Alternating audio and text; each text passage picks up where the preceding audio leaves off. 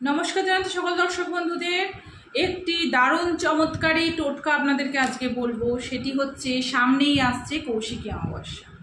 তো এই কৌশিকী অমাবস্যায় আপনারা কি করবেন বলে দিচ্ছি। সেটা একটি চাল কুমড়ো কিনবেন, আর আপনাদের যতগুলো মনে করছেন আপনাদের সমস্যা হয়ে রয়েছে, মেন সমস্যাগুলো, সেই অনুযায়ী পেরেক কিনবেন।